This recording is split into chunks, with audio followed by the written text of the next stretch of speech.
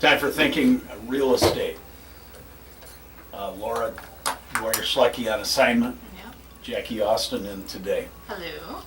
And I brought with me one of my favorite guests of all time, Oh, yeah. Ron Ellison from American Title. Thank you. One of my favorites. So, Okay, it's fun. It's always fun having you on the show. thank you, thank you. So, you always come very prepared, and I'm not. Ron always has something to, Yeah, He's you never always know. got good things Some of going it's real estate related. I mean, well, that helps. I know. Hey. but Greg, like you said, chamber golf outing today. It's going to be Yeah. a great day. So Yeah. yeah. Yeah, very excited. So. Well, most of the movers and shakers will be out playing golf today. A lot of them. Good food, good friends, good golf. Yeah. It'll be a great day out there. Good day for the chamber. Yes. Yeah. Sometimes I wish I golfed, but then I realized no, I don't. You know, and I think people need to realize the chamber does a great job here in town for the whole community. So, yeah. So, Ron, we've got some big changes coming up. Well, yeah, Jackie and I were talking before the show last, was it Wednesday or Thursday? Yeah, Wednesday, I think it was Wednesday. Midstate Title and my company put on a breakfast for the real estate community, lenders, real estate people. Big changes that are going to come down in our world in August. The Consumer Financial Protection Bureau, or CFPB as we call it, Big Brother, it's got new guidelines to where on a mortgage closing, and I'm just going to consolidate it because we can't go through the whole thing, but the lender will have to deliver the numbers to a buyer 3 business days prior to a closing. And there's great debates on, do they use regular mail, do they have to use email and proof that they got it, are they going to overnight? I mean, there's a lot of issues on how it's going to be delivered, but it is going to change the way we all do business. Yeah. You know, as I left my office headed out here, somebody called and they're squeezing a closing in this afternoon. And after August, loans originated from August 1st forward are going to change to where after August 1st, that can't happen. And there are stiff penalties the lender will have if they don't follow the rules. So eventually, though, will this be a good thing for the industry? I think, I mean, you know, occasionally, well, one Saturday a month, I teach at Community Action Agency, first-time homebuyers. You know, people should get their numbers in advance. They shouldn't, like today, somebody shouldn't walk in late this afternoon and not know what their numbers are. Now, not that the lenders are giving you bad numbers, but for first-time homebuyers, it's intimidating, and it should be more relaxed. And I think when the smoke clears and we all adapt, it is going to be better. But buyers and sellers everybody, including the real estate people, are going to have to adapt to this. And Yeah, I'm excited about it to an extent. I'm a very organized person, so I like things that are done in proper procedure, and I think this is a good procedure to be putting in place. And Yeah. I'm excited about redoing my worksheets and stuff so I can have you know, a little. good outlines. This didn't turn out to be a horror story, but in the future it will be because it happens occasionally. We had a closing, and the morning of the closing, we had the purchase agreement and we had addendum A. And they faxed in addendum E. So what does that tell you? We got addendum E, but where was B, C, and D? Mhm. And sometimes those addendums change the terms or change the price. Sure. And in the future, if your closing is scheduled today and you did that, it's going to have to get reset. So everybody's going to have to get more organized. And in our world, that is a great thing. So it's going to be a learning curve. Buyers and sellers are going to have to adapt and be more flexible with their closing times. They can't say, well, I can only be there at 3. Yeah. You know, our world in Michigan, when you go out west and you do a closing, they do what we call escrow closing. Sometimes buyers and sellers aren't together, but you sit down, you record all the documents, you pay off all the loans, you record the documents, and when everything is done, you disperse. And again, it's a Chinese fire drill here. So I'm looking forward to it. I think my staff's looking forward to it. And Do you see a lot of numbers change the last minute. Yes, we Yes. do.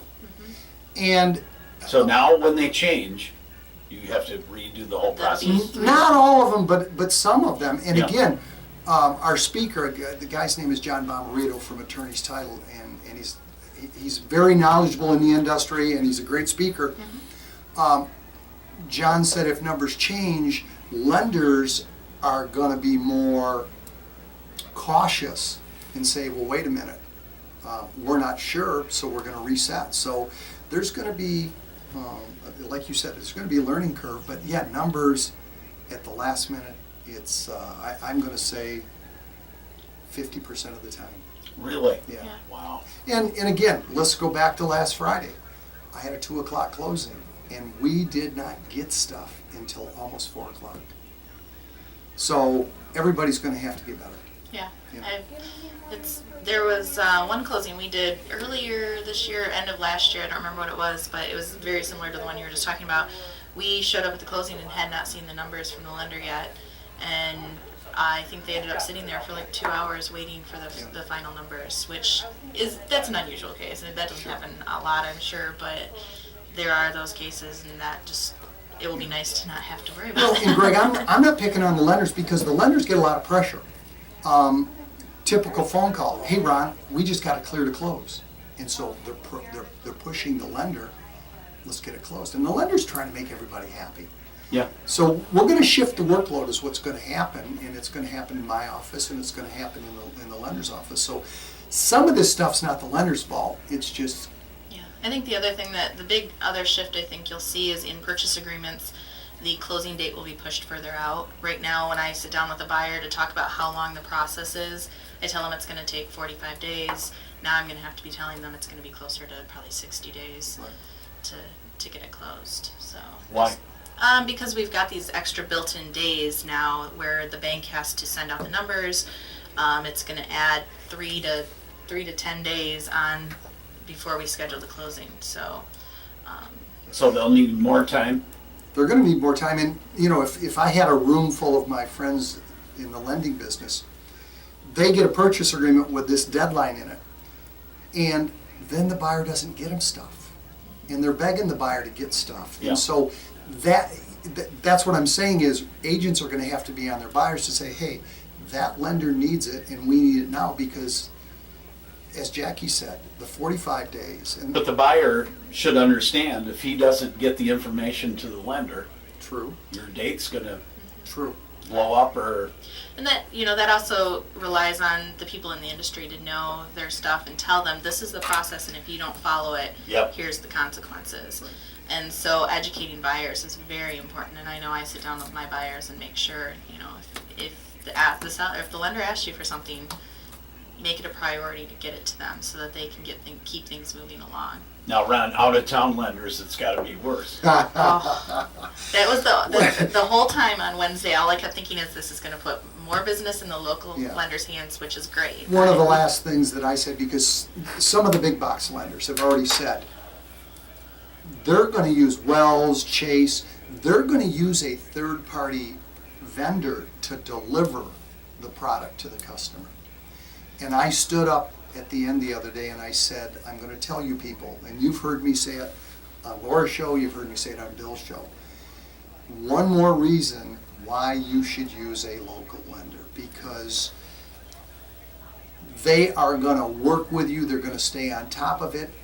And here's a big box lender, they don't care about you. But the local lenders, they live here, they spend their money here, they want to make things work, and they can communicate better. So Yeah, I was going to say the communication thing is probably key in this.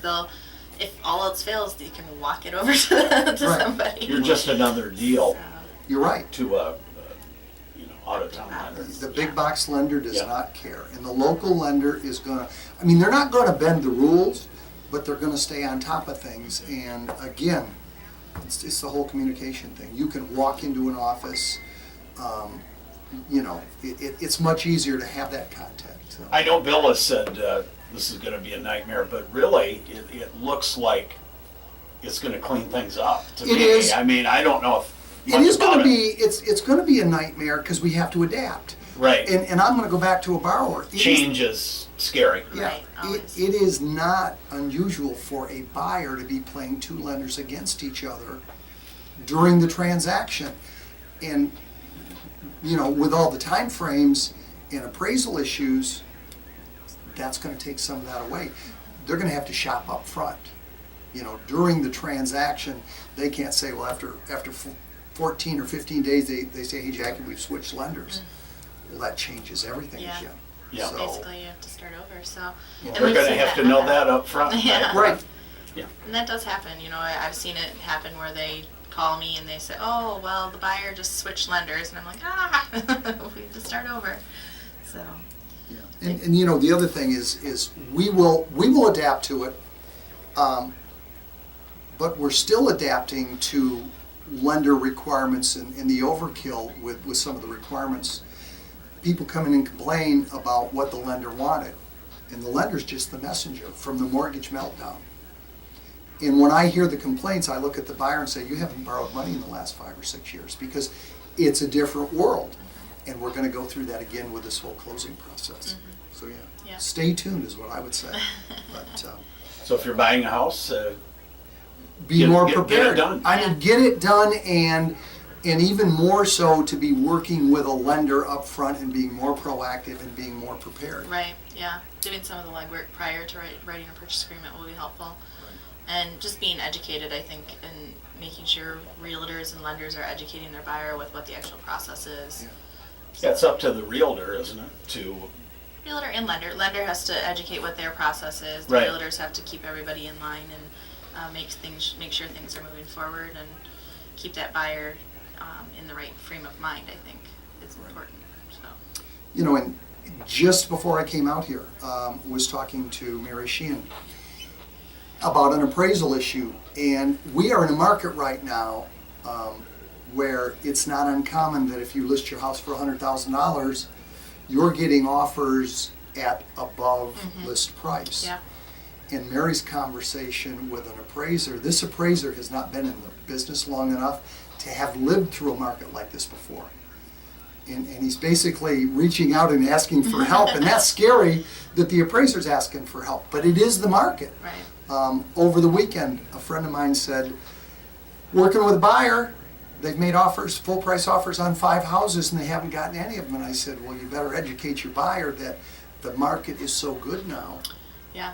that that's common. Well, I had to have that conversation with a buyer over the weekend. We looked at a house and I knew they were going to like it, so I took a purchase agreement with me and we were sitting at the house writing the offer. That hasn't happened in a long time. And this is the second house they've written on. The first one, it got into the bidding war and they couldn't go as high as the other buyer. But this one they really loved. The purchase agreement was going to be contingent on the sale of their house, and I just flat out said, if you really love this house, you need to go in at least full price offer, and they did. And then we got a call that there was another offer on the house, and I'm waiting to hear how it shakes out now. So It's a great problem to have. yeah, we haven't had that in a while, Oh, though. we no, have. things are moving, but there's still not a lot of listings out there. So there's a lot of competition for those houses. So if you were, again, you've heard this for the last 5 or 6 months, there has been a shortage of good listings, and Yeah, Yeah. now's the time to put it on the market. So. What's the price range, Ron? It's all over the place. It is all over the place. Yeah, I I think every price range is moving right now. I've got buyers. But what are we short on? All of them. I Really? would agree. Yeah. Yeah, I mean, and it comes, we have not had, and I joke about this, the market's really good when a bank lends money on a spec house in this town. And again, in the Grass Lake area, we have seen the Ann Arbor influence come over, and there is some spec building in that market. But we have not had the new development. Other than Norfolk doing west of town, and they've got some in Grass Lake too, there has not been the new construction, at the top end. So there's pent-up demand there. Talk to some of the builders, they're swamped. So, That's a good sign. So yeah. things are moving. I mean, I talk to my friends in the Ann Arbor market, and if What are they building individual houses or you mean here or over there? here? yes, they're building individual houses. I mean, again, the lake property, I don't think the lake property ever slowed down. It's still not uncommon that you buy a house at the lake, tear it down, or tear 3 walls down and move forward. I mean, you know, that has been a solid market. But, you know, it's a hot market with lake property. Just everything is moving really well right now. Yeah, we've had, I think we've got like 11 or 12 listings right now, and almost half of them have offers on them, which is great. So, well, we're almost out of time, so. Do you have any houses? I do, actually. The one I was just talking Let's about, sell one. the 3417 Shardale, it's off of Brooklyn Road, so you take Brooklyn Road to Kenmore, and just outside of Vandercook Lake. It's really close to Cleavon, so I'm like, that's pretty dangerous. But it's listed for $99,900, 2 bedrooms with a possible 3rd bedroom, and that 3rd bedroom could be a really cool master suite. 1 bath, 1,349 square feet. That is the one where I said they're writing an offer and it's contingent on the sale. So sell this one so I can sell them another house. We've got some other things coming up or on the market right now. Let's see, 2654 Virginia Court out on Clark Lake. Great time to buy a lake house. It's just beautiful views of the lake. So 149.9 and everything's been updated in there. 3128 Lori Drive out in the Spring Arbor area. That one's 124.9. Very cool, or very basic ranch, but it's move-in ready to go. So give me a call if you're interested in any of those. My number is 780-3800. If you need to call a owner of the title company, you can call Ron. 787-4830. Thanks. Have a good round. Thank you, sir. Ron Ellison, Jackie Austin. Spend another winter stuck at home. Ratings